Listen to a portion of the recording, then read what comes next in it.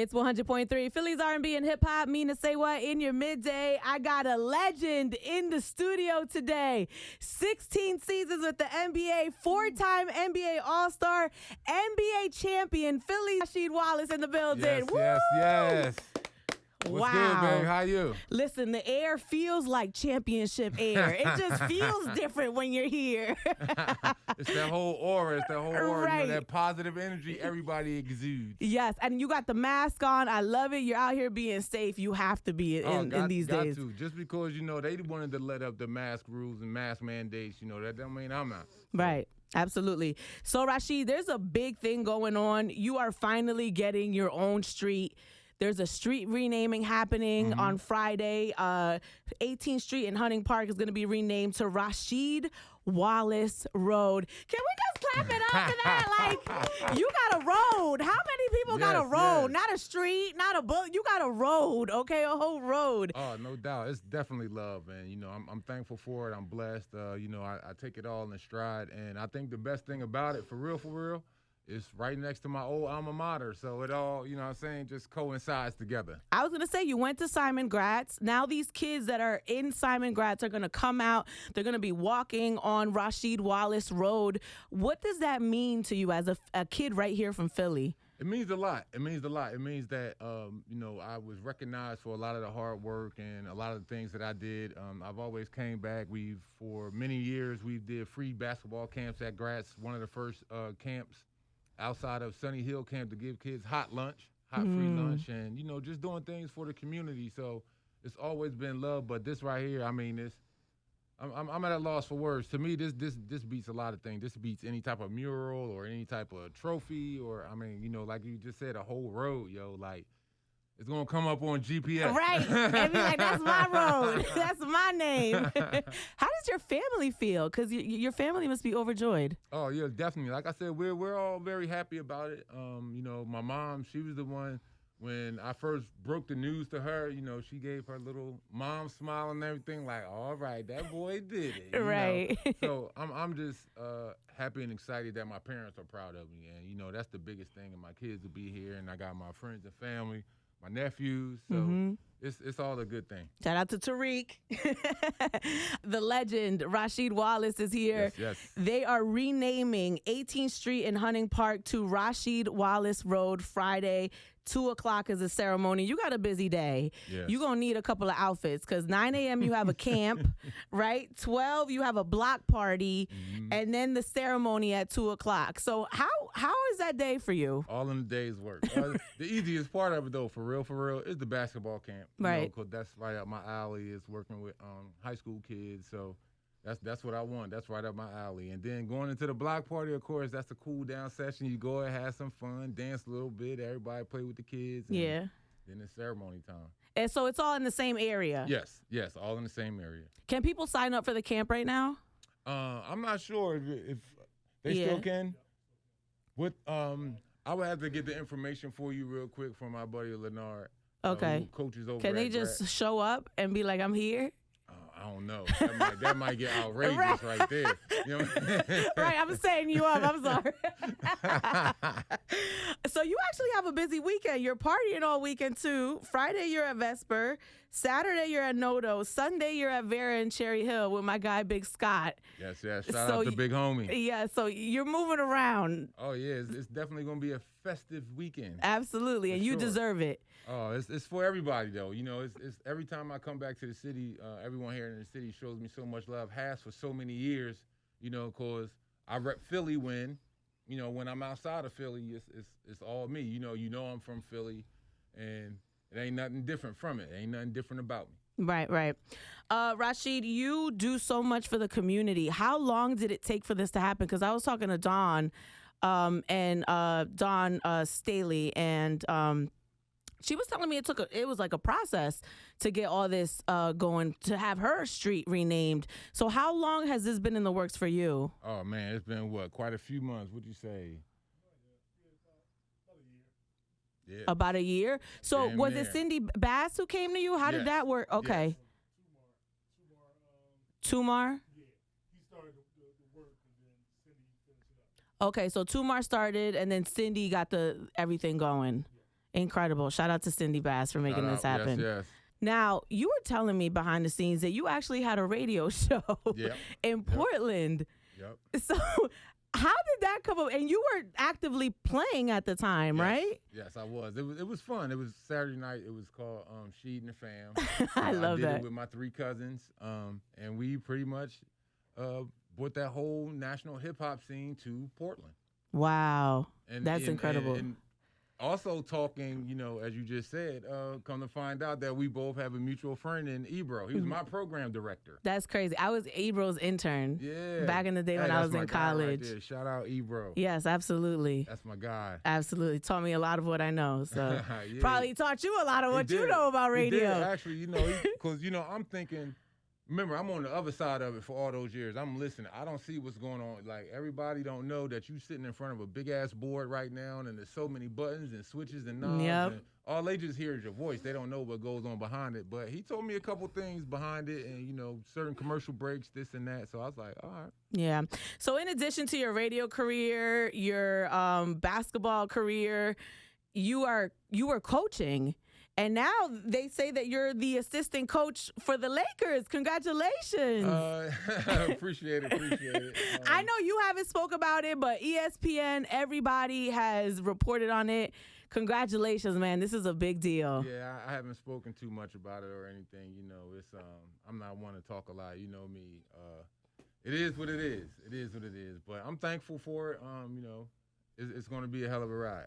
We're excited. Tell me about that process. How long did that take? It takes a while. I started actually some years ago with me coaching high school. Right. I was coaching high school down in North Carolina and Durham for like about 2-3 years. Also coaching AAU teams, and then I had the pleasure of working with Penny Hardaway last year down in Memphis. That's my guy too. He looked out for me and gave me that opportunity to become that collegiate coach. And I learned a lot of things from him, both on and off the court. How that whole collegiate business goes is way different from the NBA. It's way different. And now that they can get paid for endorsements and things like that, that changes the game. That's a whole different set of rules right there. Yeah, it changes the game big time. But, real talk for me, I'm glad the athletes are getting paid. Of course, there's going to be some repercussions with that situation once they get a handle on it. But I'm glad they are getting paid because they make these schools so much money, millions and billions of dollars. But, and then from there, I coached in the NBA for a little bit with the Pistons for a year. And now, having this opportunity is with my guy, D. Hamm. It's a blessing. And you guys played together, so it must be like a full circle moment. Yeah, it is. We did a lot of stuff together. Like, that's one of my best buddies, man. We hung out when he coached in New Mexico in the D League. Wow. It first started before the G League. It was the D League, right. The developmental league. And he coached a team down in Albuquerque. And he invited me down, so I was down there probably for about maybe 3 weeks or a month. And, that's when, to me, that coaching bug got planted. Of course, seeing what he was doing and the way that guys were moving and his energy, as you just mentioned, his energy. And I was like, yeah, that's something I could do with the shorties. It'll be interesting because they need a coach like you. You need to figure out how to make this LeBron, Westbrook, and like Davis trio work, because right now it looks like Russ is trying to find his footing, and those are all awesome players, and I just feel like you're like the perfect guy to come in and kind of relate to them like on a player level, It'll happen. You dealing with veteran players. Right. So it'll happen. They got the mindset. Okay, well, we'll see what you can do for the Lakers. I don't want them doing better than the Sixers. Let's be clear. I'm a Sixers fan at heart. I'm just brown bagging it, But I'm a Sixers fan at heart. Maybe you'll coach for us one day. Maybe you'll coach. Would you like that, coaching for the Sixers, the hometown? I would rather coach here than play here. Like, when I was playing, I did not want to come and play here because I know how we are as fans. Right. Even though I'm not an Eagles fan, I know fans are rough on the Eagles, the Flyers, the Sixers, everybody, the Phillies. And I'm like, nah, I don't want to play here. It's going to be fights all the time. But your family going to show up. Everybody going to want to be there. Yep. They're going to throw batteries and all that stuff at me. You know how we do. Right. You know how we do. So I read, and please correct me if this is not right, that you hold the NBA record for most technical fouls in a season and most ejections in a season. Correct. Okay. And you play for the Pistons, and we know during that era, you know, what playing for the Pistons was. So you were basically playing bully ball, right? No, you know what? Real talk, I never had no beef with any player, though. Really? My beef has always been with referees and, you know, bucking the system. Right. But I never had no beef with no player, never got into no real skirmish or nothing like that, on or off of the court. So my beef was always with the refs, though. And it's funny, I was going to ask you that because I feel like the NBA has changed so much. I mean, even now, all the plays are reviewed, especially during playoff time. How do you feel about the reffing now and some of the changes that they made, especially when it comes to like some of the physical contact in the NBA? I think it's personally is different. It's this generation. You know, they're on a different game of basketball. It's all score. You know, it's more of offense sells tickets. And that's what they want to see. You know, that of course is going to be higher ratings when you got teams playing and, you see all the dunking or, you know, you see Steph Curry shooting 50-foot threes. And, right. You know, that's what they want to see. So when we played, it was more defense. You know, we hung our hat on our defense in that era. So it wasn't as much highlights as it is now. But, you know, the NBA is transitioning. It's transitioning. It's all going to come back, though, like you know how they say fashion skips a generation? Right. So it's eventually going to come back. Right now, everybody likes the small ball. Nobody's into the bully ball or, you know, the big man ball. So it's all guards and three-pointers. Right. But it's going to slowly come back. Yeah. So that infamous time when the Pistons were literally like on top of the world, and then they put out the documentary Malice at the Palace. You actually were a part of that. So what did the documentary say? Because I always feel like when you're watching it after the fact, they'll say a couple of things, but you being there and a part of that program, what didn't we learn from the documentary? Our side of it, coming from the Pistons side of it. Right. If you look at it, it was all them. But I'm not mad at them with that. You know, those are my brothers, Stack 5 and Jay O'Neal, and Ron Artest, or AKA Meta World Peace, I should say. Right. But no, I mean, it was no resentment against them not having us in there. And actually, I learned a few things that I didn't know.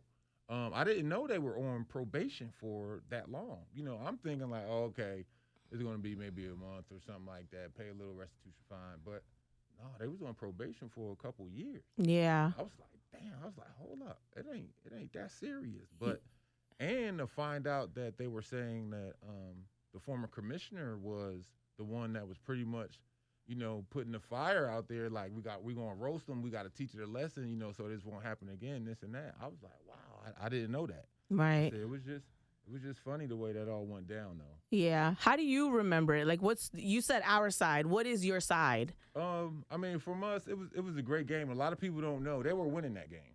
Everybody think that we was winning and this and that, but no, they were actually. You actually ended up losing, right? No, we didn't finish the game. Oh, so, right. Yeah, because of the fight. Yeah, right. It was like about a minute and a half left, and I think we was down by like 10 or 12 or something like that. And back then in the NBA, you know, that's hard to overcome. Now it's easy, you know, with the jack and the threes. But right. You know, it went down and Ben went up for a layup, and Artest fouled him, and Ben thought it was like, hey, it's a little extra. And, man, he pushed the soul out of Meta. He pushed the soul out of Not that the man. soul. Oh, my gosh. His body was here, and I seen his soul pushing out the back of his I said, oh, my God. Not his soul. That's what made that man go lay down on the table. All right, let me go ahead and lay right here. And then, you know, you had the fan come with the drink, and of all times to throw something at an athlete and you hit him. Like any other time you trying to hit somebody with something, you don't hit him. All times he hit this dude, and it was over. It was over. It's the match to the gas. Wow. Let's talk about Sixers real quick. So Embiid is like one of the most phenomenal big guys we've ever seen in terms of his athleticism, but he didn't get an MVP award this year for the second year in a row. He wasn't even named to first team All-NBA. What are your thoughts on that as a big guy? Well, of him personally, I like Embiid.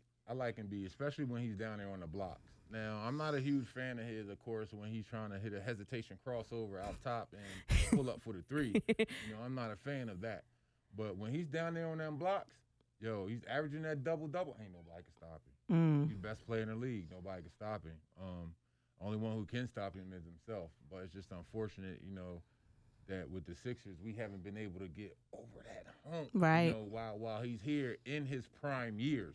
You know, I would hate for him to all of a sudden leave the Sixers and go somewhere else. Miami. And now he's, you know what I'm saying, top notch. Like, of course, you want to see him have success here since this is where he built it. But man, I like him, B. I think he's a good player.